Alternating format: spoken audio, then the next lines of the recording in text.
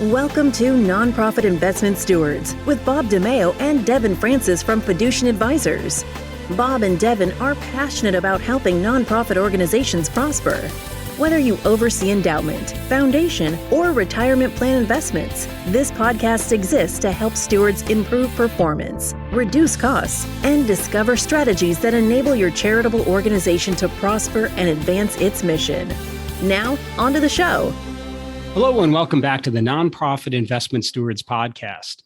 I'm Bob DiMeo, as always joined by co-host Devon Francis. It's the end of a quarter, and that means it's time for quarterly quick takes with Brad Long. He's Fiducient's Deputy Chief Investment Officer. As a reminder, these episodes are shorter than others, but loaded with super timely updates on the markets, the economy, and a lot more. Devon, how are things today? Pretty good, Bob. I'm really excited to hear from Brad. As we know, it's been a very tumultuous market environment so far this year. So I think that he'll share some quite interesting insights with us. Excellent, Brad. Welcome to the show. We're glad to have you on again. Thanks, Bob. Brad, why don't we begin with inflation, right? We're seeing red hot figures, 40 plus year high in the US. What are your high level thoughts on the inflation front? Yeah, inflation, the most recent inflation figures came out and they were pretty disappointing for the market, and really for two reasons. One, the market's been trading around this idea of peak inflation, really hoping that March was the top. And March at 8.5% was a fairly high figure. Now we just eclipsed that with 8.6 here with the most recent CPI figures. The other, which is very much related to that, is markets have been looking forward to what they've been calling like the Fed pause. So hoping that the Fed can raise interest rates here, given inflation slowing, take a pause in the fall. With the most recent figures, that it's pretty clear that that is not going to happen. The other thing is the Fed is really fighting against the idea of inflation embedding itself into asset prices, and they were hoping it would be transitory. And the most recent figures have really started to fight against that. And one of the ways to look at that is actually looking at what the Cleveland Fed puts together. It's called the trimmed mean inflation. What they do is they take off the outliers, the things that have gone up the most and the things that have gone down the most, and look at the average within there. And they've been tracking that data since 1984. And that inflation is also making new all-time highs. So it really seems to be a broad-based inflation that's starting to embed itself into prices, rather than what the Fed was hoping for, which was more of a transitory inflation that they could then move through. And would you have any follow-up thoughts on portfolio positioning that should be considered by investors? Portfolio positioning around inflation, we talked about this a little bit last time. It's important to think about real returns in the long term, but try not to be too reactionary to any one data point. So the key that we made last time, and it very much still applies today, is inflation as a headline figure is important. It's how we're consuming prices as consumers in the US. But it's made up a lot of things underneath the hood, right? So simply trying to hedge against inflation by owning one asset, say like real estate or commodities, we think is a very narrow way to protect against inflation. And one of the things we talked about last time was actually kind of the shifting winds of inflation and somewhat of the agricultural impacts of the Russian-Ukraine war, and also outside of geopolitical and Europe, but hot and dry weather out of India and others. Since our last conversation, agriculture or food prices at home, how the CPI measures it, are up over 12% since then, and up 66% since 2020 and COVID began. And so when we think about portfolio positioning, we still believe to increase the likelihood of actually hedging against inflation, a broad basket still makes a lot of sense, because it increases the probability of catching those changing elements of inflation, not just taking one narrow bet.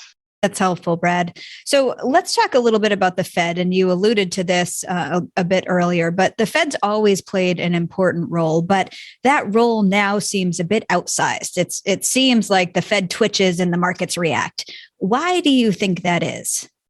Yeah, it's a great point. And this is, I think the market is really trying to read tea leaves around inflation and the Fed.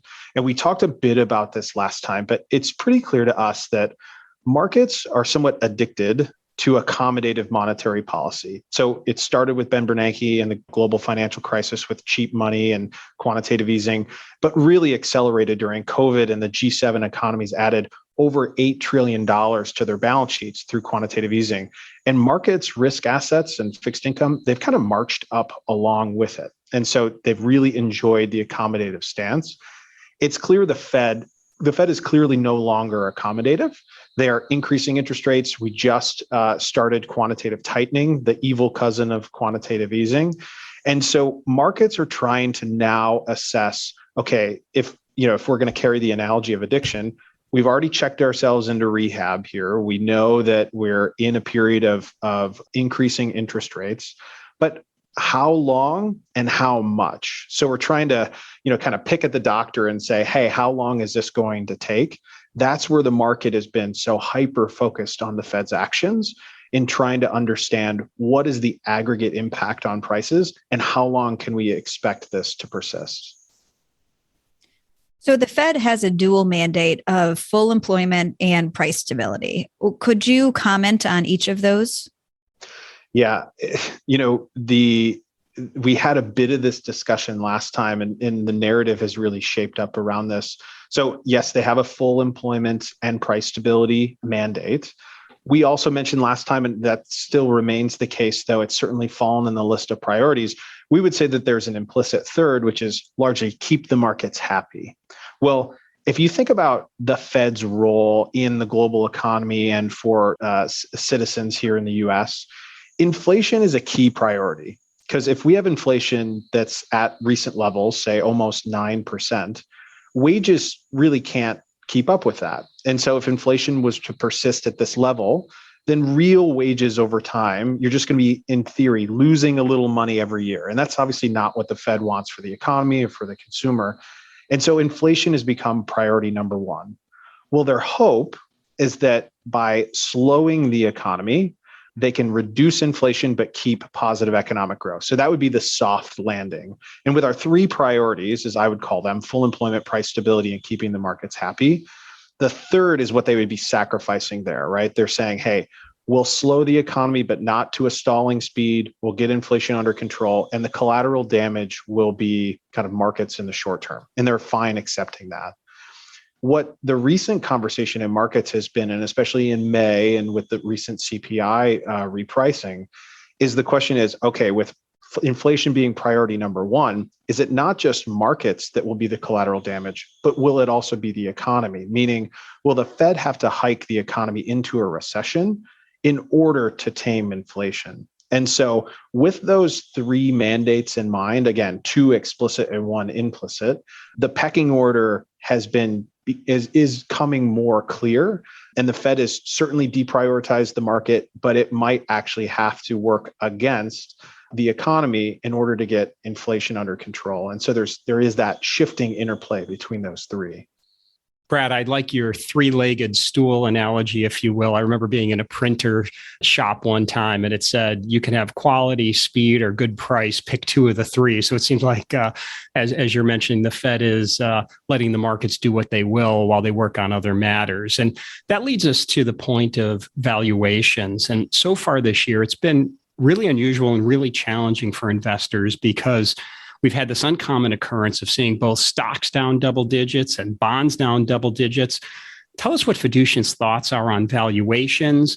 And as well, please share a bit about our intra-year capital market assumption updates. Yeah, so Bob, you're right on the valuation side, right? As prices come down, all else equal, our outlook is going to be better. It's valuation based. And so, if we can buy $1 for 75 cents or 50 cents, right, that's going to only be beneficial in the long term. And so as prices have retreated really across many global assets, that's within fixed income, that's within global equities, our outlook has subsequently changed, especially on the fixed income side. If you think about where we entered the year, we had an extremely low outlook on fixed income. I mean, we even wrote a research paper talking about, it was entitled Fixed Income Complacency, in which, we were saying, look, there's low opportunity and high risk.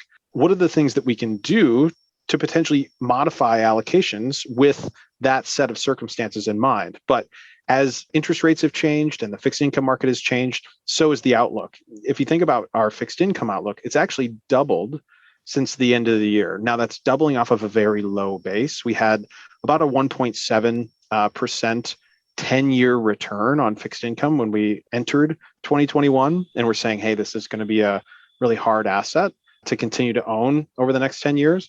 Now we're looking at almost 3.5, and depending on what market opportunities are presenting themselves and if fixed income yields continue to rise, that could continue to rise as well.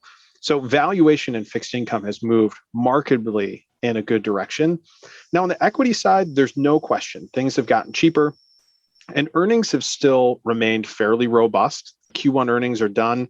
Around 80% of companies beat on earnings, which is good. The incremental, though, is the earnings outlook still looks a little too rosy. It hasn't adjusted to recent market conditions, and expectations remain high. So when we think of the opportunity within equities, yes, there's no question that incrementally it has gotten better from the beginning of the year. But usually in periods of stress, periods of market drawdowns, you don't just drop down to the average and then bounce right off of it. And today, when we're looking at, say, like the forward PE metrics on a 10-year basis, we're just below average. So it's not like we've moved into this extraordinarily cheap environment. But yes, things have definitely incrementally gotten better. So we've seen a significant rotation from kind of transformational growth stocks to companies with current earnings. What do you think the driving force is behind this change in sentiment? Yeah, I mean, the Fed, kind of not to make everything about the Fed, but coming back to the idea of what the Fed is doing in the real economy. As they're increasing interest rates, that increased the cost of doing business. And if we just rewind the clock a few years ago, inflation is low, the cost of doing business, meaning debt, is low. Investors were pricing and prioritizing growth. If the economy is growing at a modest pace, you want to be investing in businesses that are going to outgrow the economy and use that as a way to return good investment returns to investors. And so investors were willing to pay up for future growth. But because things were so cheap, meaning the cost of money was so cheap, businesses could have very little or no earnings, but they could fund their businesses with very cheap costs of capital. And so they had a long runway to be able to do that. And they could kind of spend over time. And that's kind of the venture capital model, right? You promise for very high growth, but in day one or year one, you might not even have earnings at the end of the day. Now, as the cost of capital, as the Fed has increased interest rates, that has changed that equation marketably. And investors are saying, you know what, I would rather take earnings today and more modest growth in the future than no earnings today and a promise for growth in the future, because that runway is so much more narrow, given the cost of doing business is so much higher. So that has absolutely been a kind of a wind shift for investors. And the easy expression of that is growth versus value. But it's come up in a lot of different ways in venture capital and growth equity on the private side.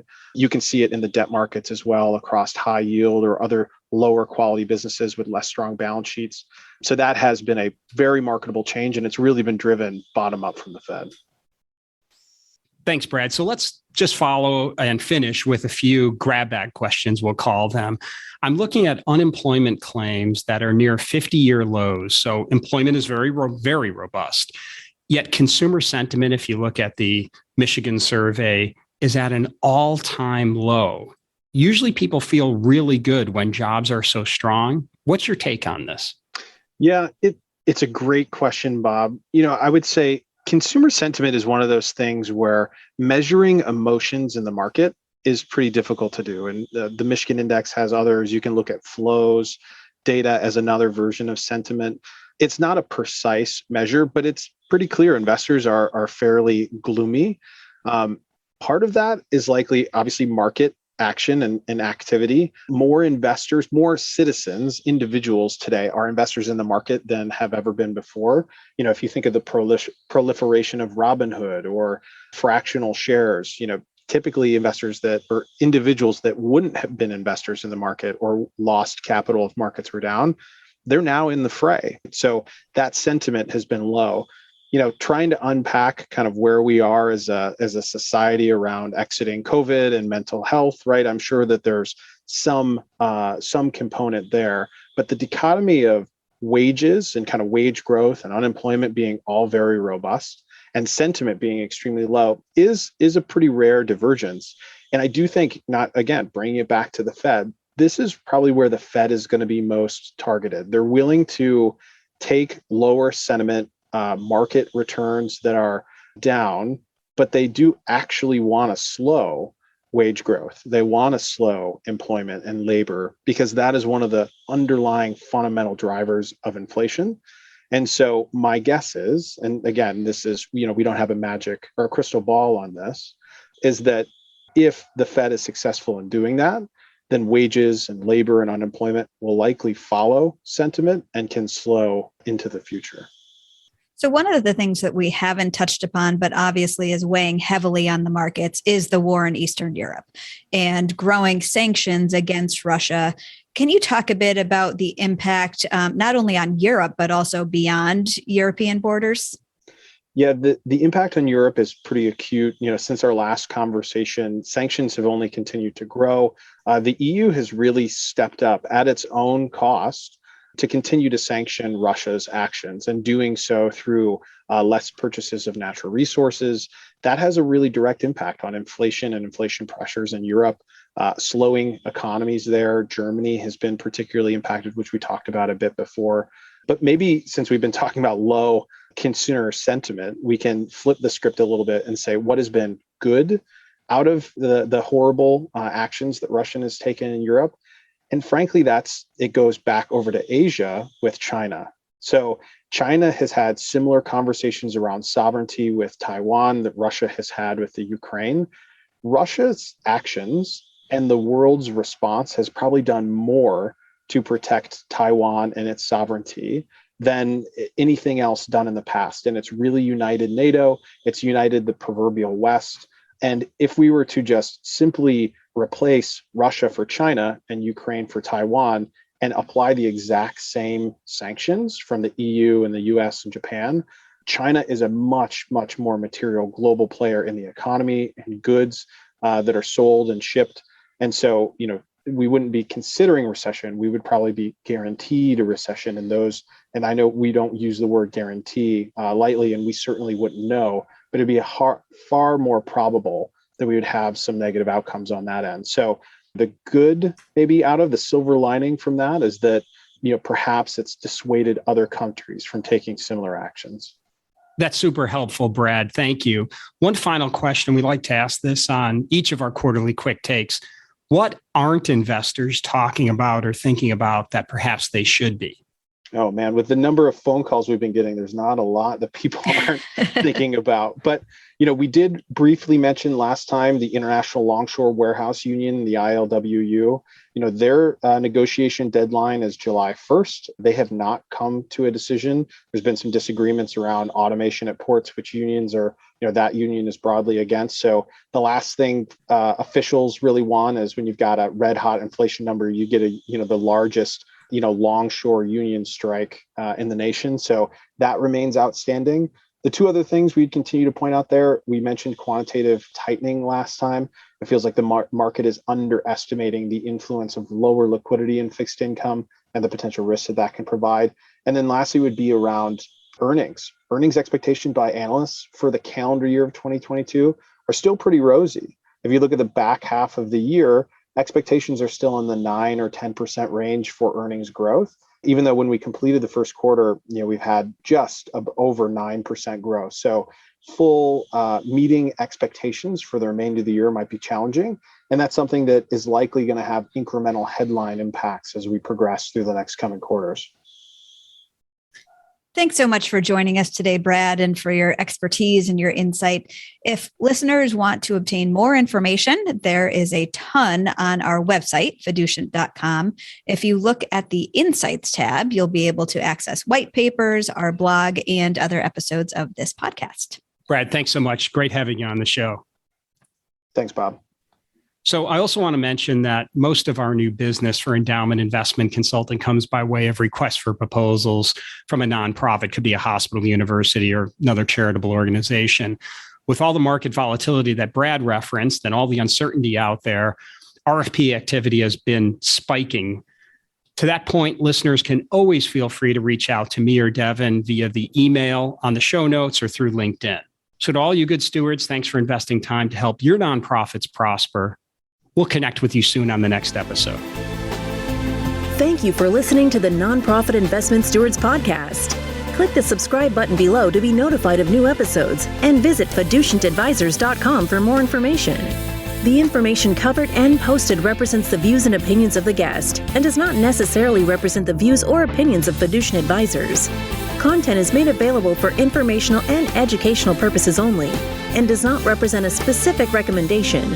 Always seek the advice of qualified professionals familiar with your unique circumstances.